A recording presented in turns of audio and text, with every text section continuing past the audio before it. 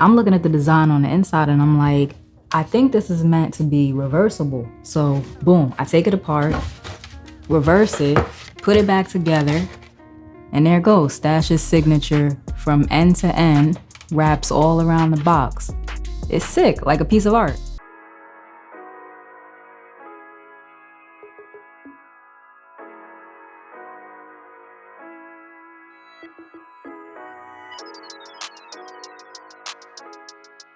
What's happening, everybody? Welcome back to the channel. If it is the first time you're touching down on this channel, welcome to Small Feet Big Heat. We talk sneakers, we talk streetwear, and everything in between. Today I have half of the Nike and Stash Blue Pack 2.0 here, the Air Max 95. This release came as somewhat of a surprise to me. In my opinion, the Stash and Nike collaborations have always been somewhat of a grail amongst Air Max heads, not so much mainstream sneakerheads or sneakerheads in general, but that's just my personal opinion. I'm glad that Nike pulled these out of the vault. They've been pulling a lot of cult classics or niche classics out of the vault recently, and I'm all here for it. I bought this pair from the sneakers app in a size men's 6, which is my usual size, and I would recommend going true to size if you're thinking about picking these up. Some people think that you have to go, 0.5 up or a half size up in Air Max 95s, and it's all personal preference, but in my opinion, I think that you should go with your true size and then kind of break the shoe in from there. I've seen a few people refer to this release as a retro, and I have to disagree. One of the main reasons why I'm reviewing the Air Max 95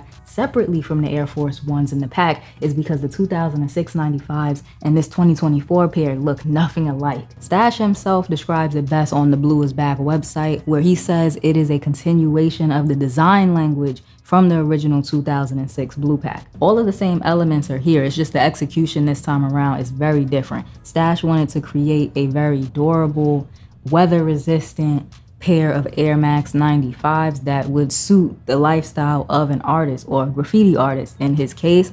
And I think that Nike is much better suited to create that today than they were back then in 2006. Time evolves, technology evolves, they're able to do more things.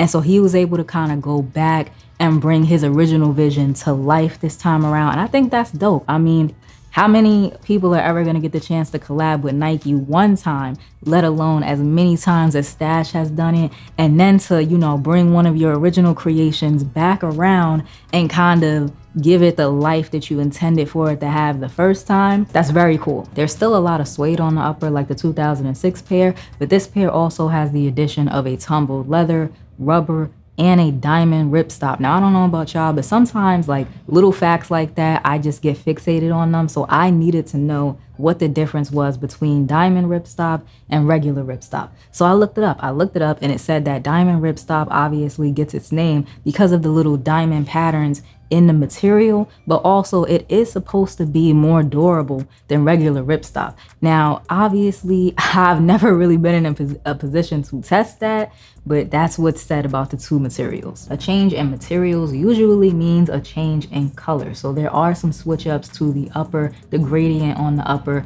The diamond ripstop at the top is like a light blue. It's a very light, bright blue, similar to my sweater actually. It's very similar to my sweater. Then you have the rubber, which is a royal blue, kind of like a straightforward royal blue right underneath that. Then we move into the suede, which is a deep navy blue, and the suede does feel nice. Below that is an even darker suede, or nubuck. I should actually be saying nubuck. This is a nubuck, so I'm gonna go ahead and say nubuck moving forward. So moving on, you have the darker nubuck, the darker navy nubuck on there, and then that leads into the black tumbled leather. Now, in comparison, I think that this pair is much more blue than the 2006 pair, which I think had more of a blue gray kind of look to it. So just to recap, there's diamond ripstop, rubber, nubuck, and a tumbled leather. That's 4 different materials stitched together. We don't really see that too often. I really like mixed materials on a sneaker. I think it adds depth and makes things a lot more interesting, but 4 different materials on just the upper is not something we usually see when it comes to a Nike Air Max 95. The changes in material are nothing to sleep on. It's a very durable, substantial feeling shoe. It's not heavy by any means, but it just feels well put together. As I mentioned before, they are supposed to be weather resistant, so I kind of want to wear these in like some heavy rain one good time, and come back to y'all and just let y'all know how these held up. I will say though, even though these are made to be element resistant, I would still hit them with like a 1-2 spray of some water and stain repellent, just to kind of, you know, cover your bases. There is still a lot of that nubuck on the upper, nice nubuck at that. You don't want to trash these, so I don't want to trash these. So yeah, I think I might hit them with some stain and water repellent. I don't like baby in my sneakers. I wear them and I just wear them. I don't really think twice about it, but I also don't trash my sneakers. I don't beat them up. So it's kind of like a balance there. Moving on to the details. My favorite detail is the stash logos on the top of the tongues. Those are Velcro tabs, so you can pull them off and kind of switch them around or take them off completely if that's what you want to do. But they are stash logos, 2 different stash logos on the left and the right. And underneath them is the stash arrow, which is kind of a signature that he uses a lot. It's kind of become like a second logo almost. So that's underneath the 2 stash logos. I expected there to be some Nike branding underneath those stash tabs, but there's not. So I'm actually surprised by that. Also on the tongue is the stash pouch, which you can access by this little zipper here, and there's 2 of them, so there's one on the left shoe and the right shoe, so you actually get 2 stash pouches, which I think is pretty cool. It's a nice little detail. There's printed insoles as well that have Stash's arrow on them and some type of graffiti-esque print. It kind of looks like the caps of a graffiti can. That's what it looks like to me, at least, is the caps like repeated over and over again. So y'all let me know, what do y'all see on there? But I see graffiti can caps. One thing that is the same on this newer pair and the older pair is the speckled outsole. It's like a blue speckling on the black rubber, blue Air Max bubbles as well. And on the outsole, there's actually that same stash logo and graffiti motif that's on the insole.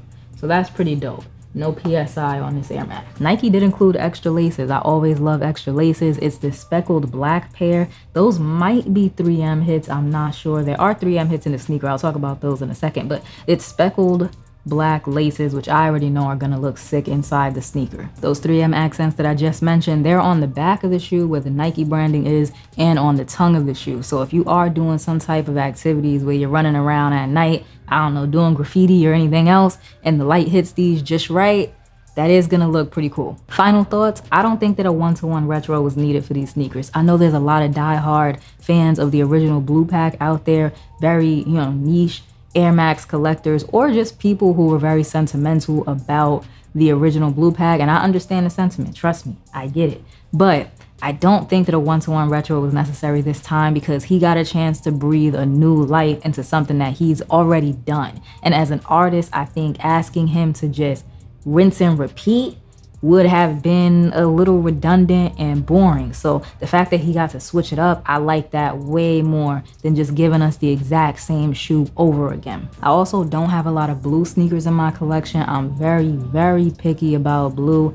Ton of red. I have a ton of red sneakers, but blue is far and few between. So I'm really happy to add these to the collection. Great way to end 2024. It's a very solid pickup, at least in my opinion. Let me know what you think of the Stash and Nike collaboration on the Blue Pack 2.0, or just the Stash collaborations in general. Were you happy to see him collaborating with Nike again? Were you expecting something different? Do you think that they will collaborate again? I think that they will. I would be interested to see what else they could do that's not a reiteration of something that he's already done. I will be seeing you with my Stash Air Force One review soon, and I was expecting this sneaker or the pack to be my last purchase of 2024, but it turns out that it wasn't. I do have the Kith Solomon collaboration coming in, so be on the lookout for a review for that as soon as it comes in. As always, if you enjoyed today's video, do me a favor and like, comment, subscribe, show a small YouTuber some love. I would really appreciate it. Trying to get the videos back into the algorithm, show YouTube that I am back and going strong for the new year.